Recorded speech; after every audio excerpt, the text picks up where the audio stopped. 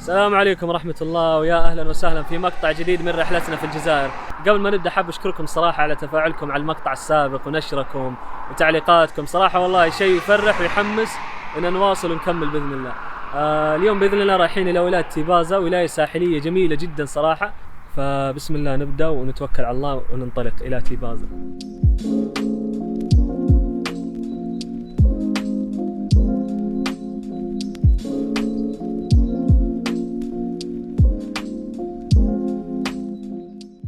طبعا انا رايح لتيبازا من ولايه البليده اللي صورنا لكم في اخر مقطع، وقررت اني اروح من الطريق القديم، يعني مو الطريق السريع، وهو طريق ريفي كذا بين المزارع، ولان الطريق صراحه رائع جدا وممتع وجميل، يعني الخضار والمناظر والمزارع على يمينك وعلى يسارك يعني.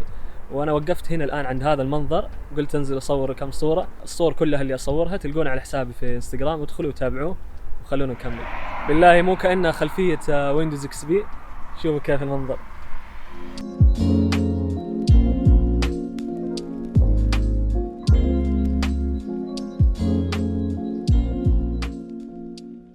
مدينة تيبازا مدينة ساحلية تقع غرب العاصمة الجزائرية، بينها وبين العاصمة حوالي 75 كيلومتر. مدينة تأسست قديما على يد الفينيقيين، وأصل تسميتها تيبازا مأخوذة من قرطاجة باللغة الفينيقية تعني الممر، لأنها كانت تعتبر ممر بين مدينة إيول اللي هي الجزائر العاصمة حاليا وبين مدينة شيرشان. طبعا أول ما تدخل مدينة تيبازا تقابلك حديقة الربوة الجميلة. دخلنا لها، حديقة مليانة بأشجار الصنوبر، لكن الشيء الجميل في الحديقة هذه اللي هو المنظر اللي مطل عليه. شوف البحر كيف، يا سلام، شايفين البحر؟ يعني نهاية الحديقة على البحر، شيء خرافي صراحة. شوف البحر هنا، وهذا درج في الحديقة ينزلك لين تحت لين البحر. شوفوا المنظر كيف، وشوفوا لون البحر كيف.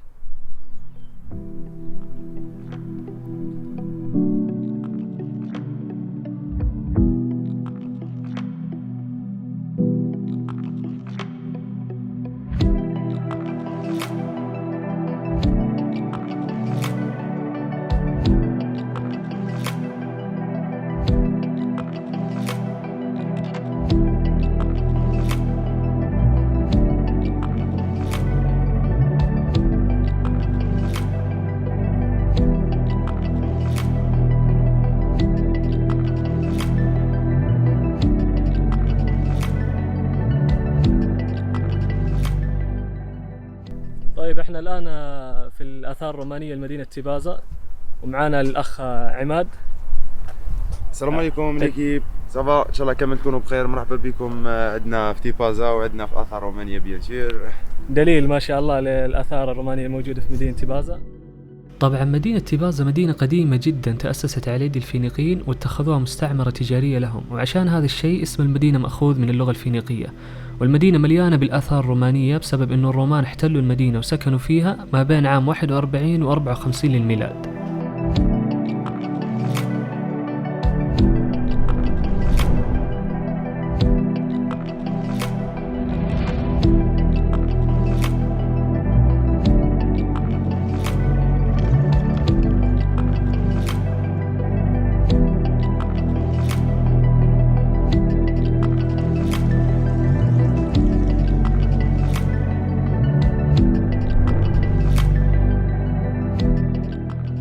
هذه الساحة اللي هنا ساحة اجتماعات وسط المدينة، كان يجتمع فيها الرومان ويجلسوا هنا في كل يعني يوم. هنا ورانا اللي الفوروم كما قلت لك، الفوروم تجي غروند بلاصات وين لي روما يديروا فيها لي ريونيون تاعهم، يجوا لي زادمينستراسيون دايرين او ميم طون، واش يكونوا فيها المخازن تاع ستوكاج تاع المخازن تاع الاكل، وين يستوكيو الماكله تاعهم، كيما الويل كيما القمح كيما بزاف لي تريك اليمونتير يديروهم داخل هاد لي تريك دو ستوكاج لهنا. باش علاش؟ باش تقاردي لا فريشور تاعهم، باش يبقاو لهم مده طويله باش يلقاو واش ياكلوا في العام. احنا الان في المحكمة، هذه المحكمة اللي كان يتحاكم فيها الرومان، كان يخرج من الطريق هذا ويمشي المسجونين لين يدخل المحكمة هنا، وهنا كان يجلس القاضي. طبعا باقي آثار منها من المحكمة، شايفين العمدان. هنا ورانا سي لي كروازمون تاع لي دو روت برينسيبال. لو كاردو ماكسيموس لا روت اللي تريلي بين السود والنور تاع لا فيل، وكاين لو دوكيمانيس ماكسيموس لا روت اللي تريلي بين لاست والويست. والكروازمون تاع هاد لي دو روت سي لو سونتر دو لا فيل، شغل وسط المدينه. هنا ورانا سي وسط المدينه. وهنا واش راهو قدامنا؟ راهو قدامنا طومبل انونيم والنوفو طومبل، مجهول والمبنى الجديد. طومبل انونيم نوفو طومبل. الفرق بيناتهم لا كومباريزون بيناتهم هي العلماء الاثار اللي جبدوا هاد الاثار. في المعبد المجهول ما لقاوش شكون هو الاله تاع هذا المعبد، برك لقاو اون جامب اون ماربر بلون. الوغ الخام الابيض كانوا يوتيليزيوه لي روما غير لي ديو، غير الالهه. هنا عرفوا بلي ما لقاو، ما على بالهمش شكون هو الاله، عرفوا بلي ما كاش اله لحين يعرفوا الطومبل هذا تاعو شكون اكزاكتومون. الوغ سماوه معبد مجهول. فكونتر في النوفو طومبل هيك لقاو لا تيت تاع جوبيتر، الراس تاع جوبيتر. جوبيتر هو اله الالهه عند لي رومان. لا الراس تاع جوبيتر راهو في كيف في المتحف تاع تيبازا اللي تقدروا تشوفوه من بعد.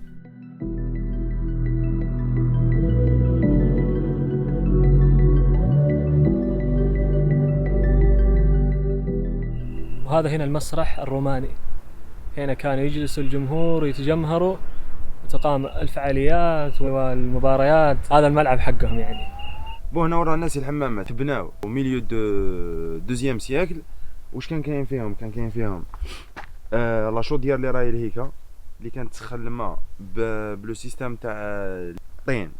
واش يديروا؟ شغل اللي يديروا الطين، يديروا حجر تاع الطين اللي راهم يبانوا لنا حمورات، شغل البريك يستفوه وما يشعلوا النار. واش يصرى؟ لا تيركويت نعرفوها بلي ستون فيها ريفراكتاري. الوغ واش كان يصرى؟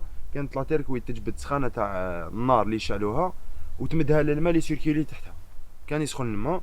واش كانت كاينه؟ كانت كاينه الدخله تاع الحمامات اللي فيها السونا لهنا ا لونطري تاع الحمام. كان كاين السونا سي بو ايغاليزي لا تمبيراتور دو كور كاع هذيك شغل ايغاليزي لا تمبيراتور. كانت كاينه لا شومبر شود من هيه، لا شومبر فرواد منا. يديروا سيركويت تاعهم شومبر شود شومبر فرواد، يديروا ايغاليزيو لا تمبيراتور تاع الكور، ومن بعد يهبطوا شغل يهبطوا الحمامات، يديروا لي ترم تاعهم يحموا، ومن بعد يخرجوا من هيك. كانوا كاينين قلل تاع الزيت. واش يديروا في الكور تاعهم الزيت باش يفيتيو لي شوك تيرمال. شوفوا حتى الأرضية يعني ما زالت زي ما هي، كان من الصخور يعني صخر. سبحان الله. شوفوا الفن هذا ما شاء الله.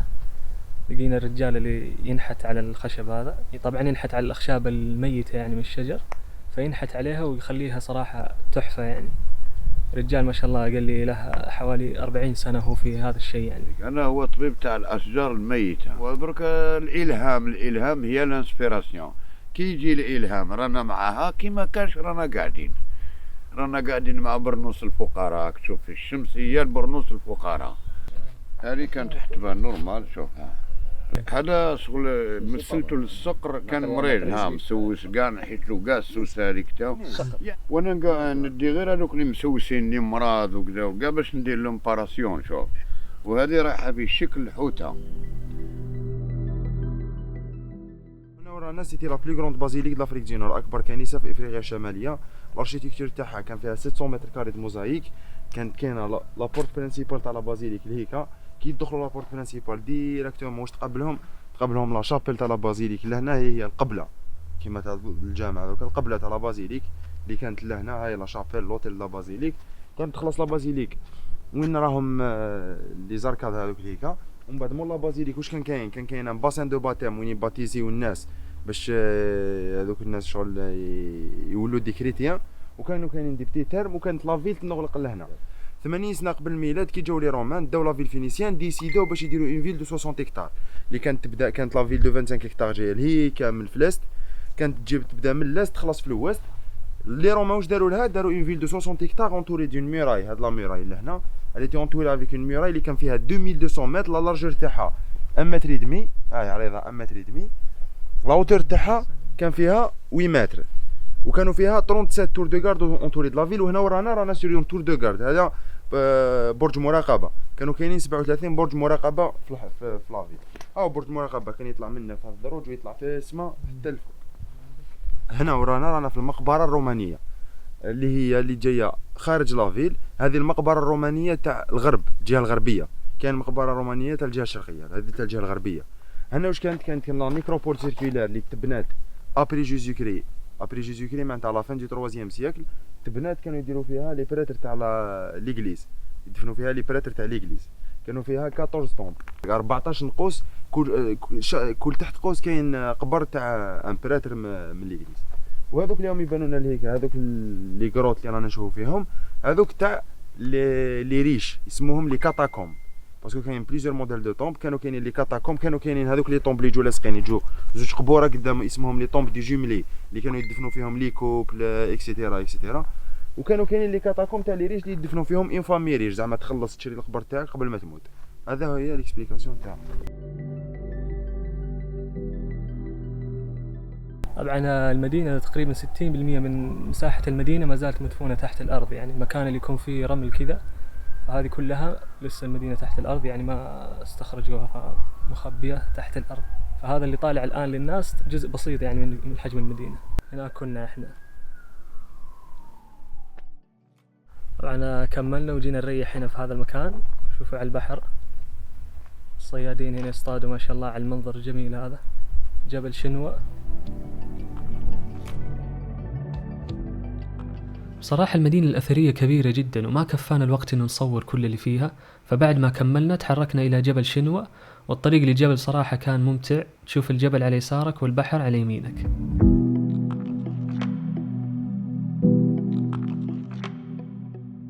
شوفوا كيف الطريق صراحة خرافي، الجبل من هنا والبحر هنا عندكم تحت، شايفين كيف؟ وهناك المدينة، مدينة تيبازا.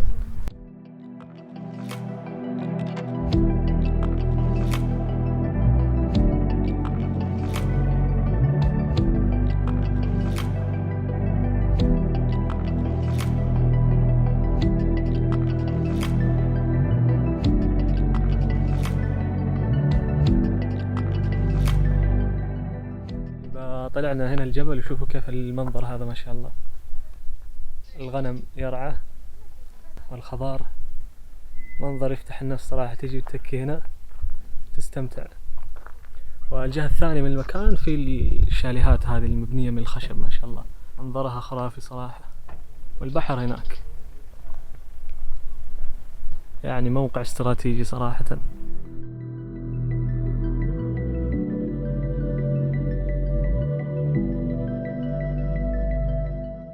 العادة يا إما غابات يا إما بحر، لكن هنا جمعت بين الاثنين، غابات كثيفة وبعدها البحر ما شاء الله. شو الشجرة هذه، الثمر حقها ينأكل يعني، الأحمر هذا.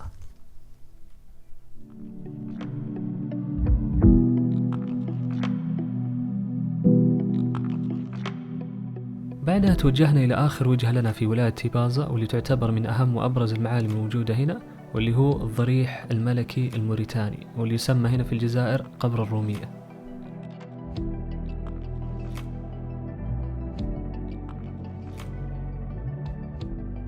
مثل ما تشوفوا الآن الضريح هو عبارة عن مبنى ضخم اسطواني الشكل يحمل صفات كثيرة من الإهرامات، ومبني من الصخور الضخمة، وفي حوالي 60 عمود.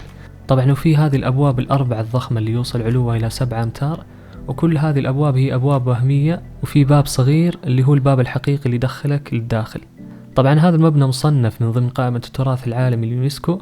وقصة بناء هذا المبنى الضخم هو إنه كان في قصة حب بين الملك الموريتاني يوبا الثاني وسيليني كوليباترا ابنة كوليباترا ملكة مصر الفرعونية. والقصة هذه صارت في الفترة اللوبية الفرعونية اللي كان فيها تحالف بين مملكة الفراعنة وبين الإمبراطورية الموريتانية.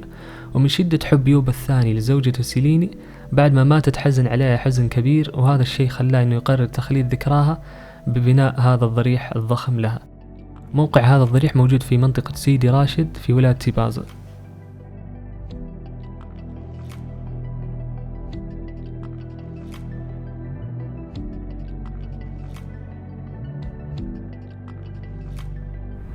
وبكذا نكون وصلنا لنهاية المقطع. أتمنى أن يكون أعجبكم واستمتعتوا معنا. كان مقطع خفيف لطيف لمدينة تيبازا الجميلة الرائعة صراحة، وما استطعنا نوثق كل اللي في المدينة والمناظر الجميلة والشواطئ اللي فيها، لكن أتمنى أن يكون أعجبكم واستمتعتوا. اعطونا لايك واشتركوا في القناة وفعلوا الجرس، وانشروا المقطع هذا في كل مكان، انشروه على الواتساب، على الفيسبوك، على الانستغرام، وانتظروا المقطع الجاي بإذن الله من ولاية جديدة ومكان أجمل. اكتبوا لنا في التعليقات ملاحظاتكم، آراءكم، أماكن حابين أن نزورها ونشوفها، وسلام.